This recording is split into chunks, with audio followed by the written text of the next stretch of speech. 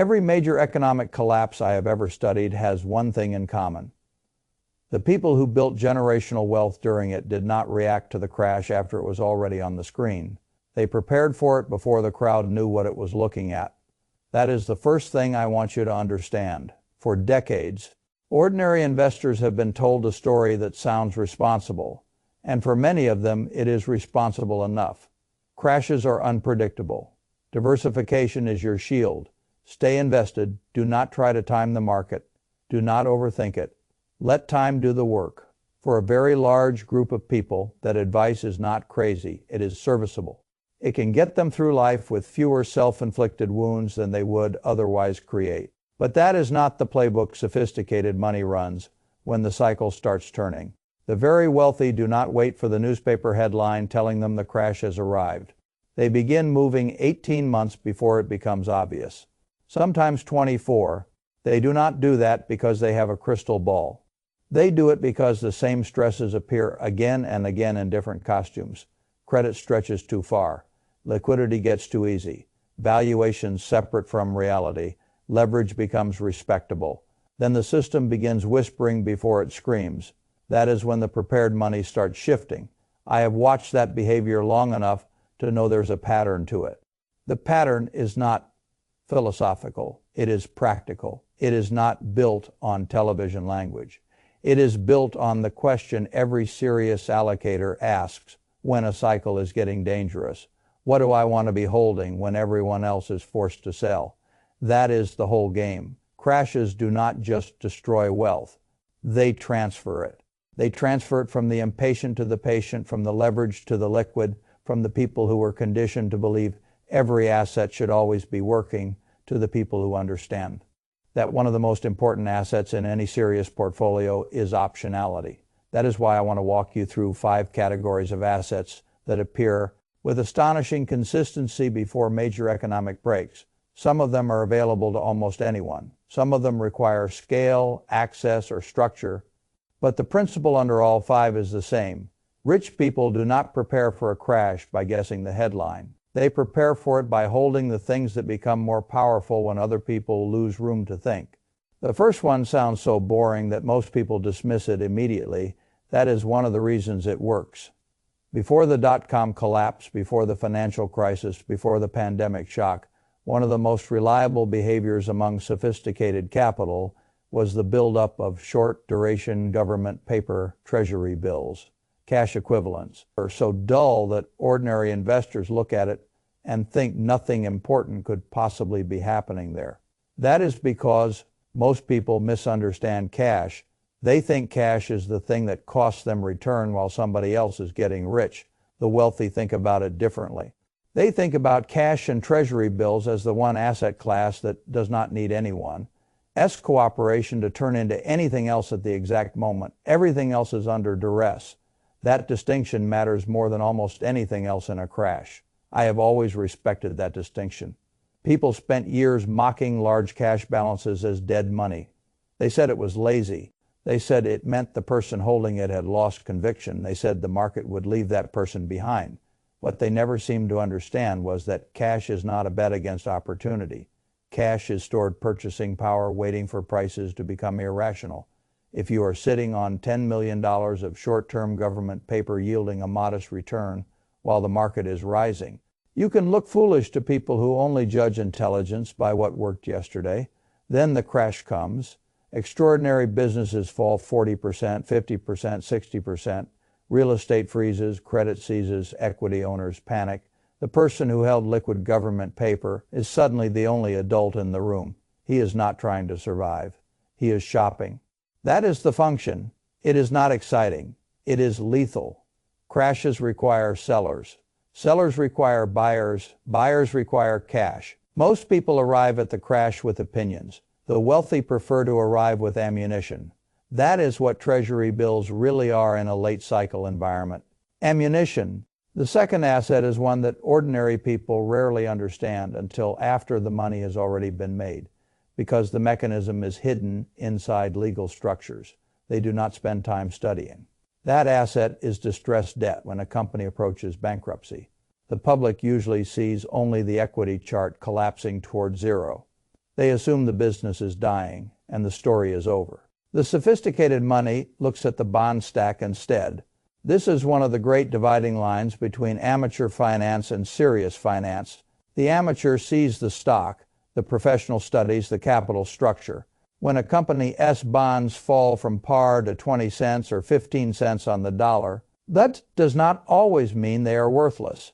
Often it means the market has stopped pricing them like debt and started pricing them like a claim on future ownership that nobody has the patience or the legal imagination to analyze.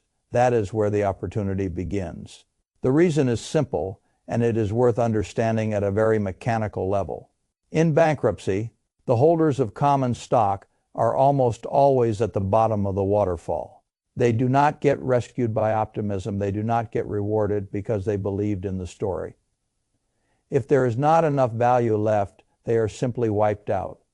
The debt holders sit above them, the senior creditors sit above the junior ones, and when the company is reorganized, those distressed bonds can convert directly or indirectly into ownership of the reorganized business. The investor did not buy stock. He bought debt when everyone else thought the story was over. Then the legal process hands him the equity when the dust settles. That is why distressed debt is not merely a trade on survival. It is often a stealth mechanism for taking control of assets at a fraction of their replacement value. That is a very different thing from buying a weak stock because it looks cheap. When General Growth Properties went through bankruptcy after the financial crisis, the casual observer saw another casualty. Sophisticated capital saw a vast collection of hard assets, contracts, and locations being repriced by panic. The people who bought the debt at distressed levels were not making a sentimental bet. They were using the bankruptcy code as an ownership transfer machine. This is uncomfortable to say out loud, but it is true. Every major downturn produces a wave of broken balance sheets. Those broken balance sheets become raw material for investors who understand law, priority, and patience better than the people who owned the equity on the way down. That is not a conspiracy. That is the structure. And once you see the structure, you realize that every recession is not just a period of pain. It is also a period of redistribution. Productive assets move from dispersed, optimistic hands to concentrated, liquid hands through mechanisms most of the public never bothers to study. The third asset is older than bonds, older than equities, older than central banking, and in many ways more primitive and more enduring than all of them. Productive farmland long before Wall Street existed, land that produced food, was wealth. Not symbolic wealth, not theoretical wealth, real wealth. Wealth you could eat from, trade from, finance against, and endure from. Modern investors sometimes forget that because they live so deep inside a financialized world. They think the most important assets are the ones with the fastest moving tickers. History is less sentimental. History remembers what people still need when the paper system is under stress. They need calories. That is why productive agricultural land behaves so differently from so many fashionable assets during crises. It is anchored to necessity. It is not merely dirt. It is productive capacity tied to human biological demand. That floor is very hard to replicate. Good farmland does not depend on a central bank to remain necessary. It does not depend on consumers feeling confident enough to buy the next software subscription. It does not depend on venture capital continuing to flow. It does not depend on rates being pinned near zero. People keep eating when markets fall, and when the currency is being diluted, the land does not vanish. If anything, land that produces something the world must keep buying often becomes more precious, not less. That is why rich people keep coming back to it. Not because it is romantic, because it is anciently rational. Over long stretches, prime farmland has compounded quietly, while large swaths of the financial world chased what looked more sophisticated. During periods when commercial real estate was collapsing, farmland often held up. During inflationary moments, it behaved more like a real claim than a paper promise. When Bill Gates accumulated a huge amount of American farmland, people tried to turn it into a personality story. I am not interested in his personality. I am interested in the logic. The logic is straightforward. if you can own a scarce, productive, hard asset tied to permanent demand. You own something with a kind of gravity paper assets cannot imitate. There is another subtle point here that matters.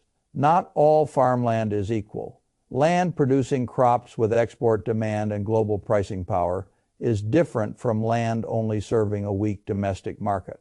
The best version of this asset is a productive claim tied not merely to dirt, but to sustained external demand. That matters enormously in any environment where the local currency or local economy is the very thing under pressure. The fourth asset is one I speak about with more caution, because personally I prefer productive businesses to cultural objects. But I would be dishonest if I told you sophisticated capital ignores this space before crises. It does not. That space is blue. Chip fine art, not the decorative stuff people buy because it matches a wall. I am talking about major works, major names, works with deep provenance, institutional legitimacy, and finite supply in the most literal sense because the artist is dead and not making more. This is where many people shut off their minds because they think art belongs in magazines, not in capital allocation, but the ultra. Wealthy do not think about it that way. They understand something basic. In a world where central banks can create money, deficits can explode, and paper claims can be issued endlessly, anything with permanently fixed supply and globally recognized value becomes structurally more interesting. That is the first reason serious money enters that space. The second is that high-end art often moves through private channels, not just public auctions, which means large buyers and sellers can transact in ways that are far less visible than what the average investor is accustomed to seeing.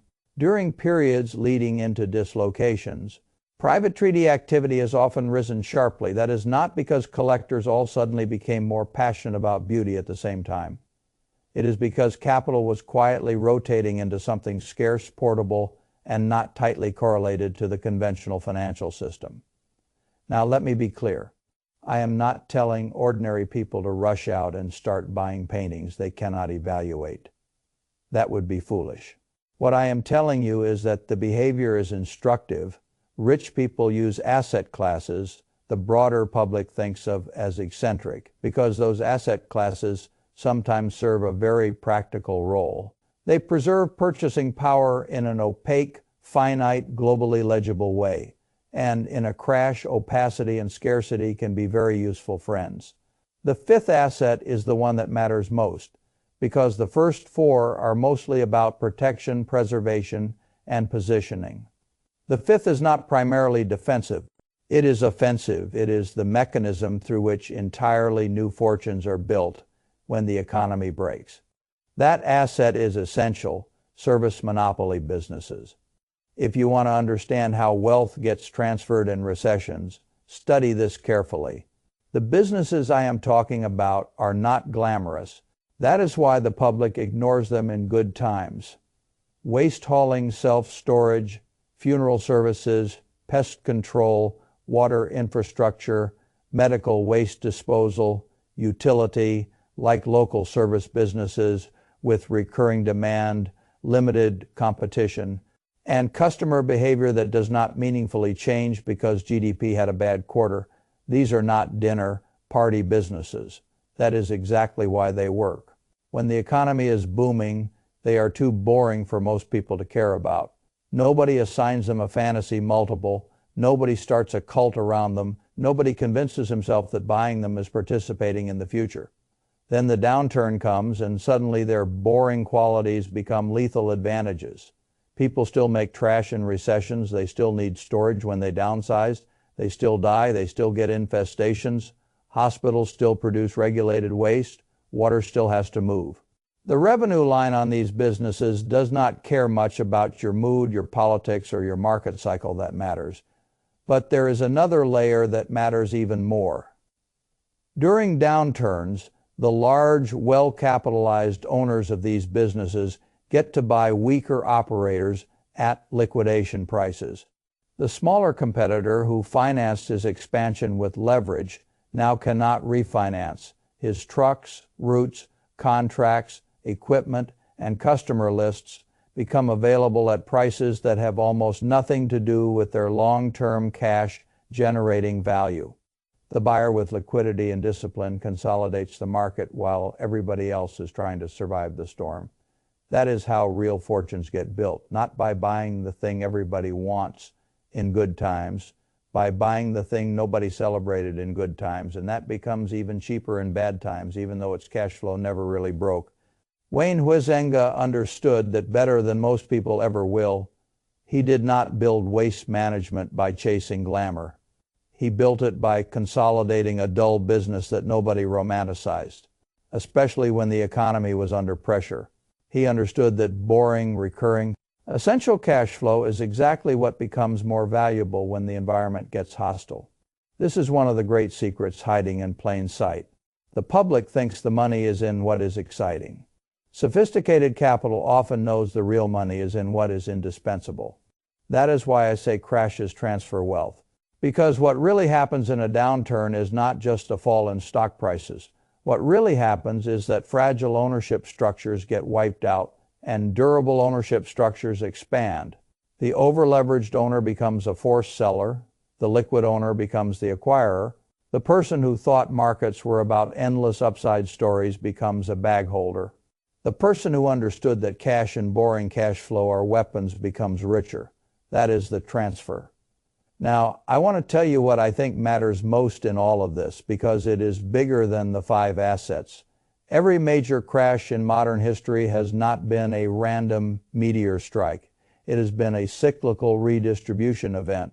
Wealth moves from people who had no structure into people who had one, from people who relied on the system staying easy into people who prepared for the system getting hard, from people who believed diversification alone was a sufficient philosophy into people who understood that certain assets become disproportionately powerful. When the cycle turns, the middle class is usually taught how to behave after a crash. The wealthy prepare how to behave before one. That is the difference. They are not necessarily smarter in the abstract. They simply ask different questions. They do not ask, what should I do once the market is down 35%? And every talking head is shouting. They ask, what should I already be holding 18 months before the market gets there? That is a much better question. And if you answer it correctly, the crash stops being only something that happens to you. It becomes a period you are structurally positioned for. Let me make this practical. You may never buy distressed debt directly. You may never own hundreds of acres of productive farmland. You may never participate in private treaty art deals. You may never acquire a regional waste management operator during a recession. That is fine. The point is not that you must mimic every vehicle. The point is that you should understand the principles. Cash is not laziness. It is optionality. Boring essential businesses are not inferior. They are often superior when the cycle turns ugly. Hard productive assets tied to enduring demand matter more than financial culture. Admits the legal structure of claims matters more than the public equity market teaches you. And the best buyers in a crash are always the people who prepared before they needed courage. That last line is the one I want to leave you with. Most people think courage is what matters in a crash. It does matter, but courage alone is too late. The courage to buy in a panic is useless if you arrive at the panic fully invested, over-leveraged, overconfident, and illiquid. Preparation creates useful courage. That is what the wealthy actually understand. They do not just brace for impact. They decide in advance where they want to be standing when the pricing breaks. They do not wait until the shopping event begins to wonder where the shopping list is. They already wrote it. That is why every downturn feels to the public like chaos and to the prepared like inventory. And that is the uncomfortable truth hiding under all 5 of these assets. The financial system does not merely reward intelligence.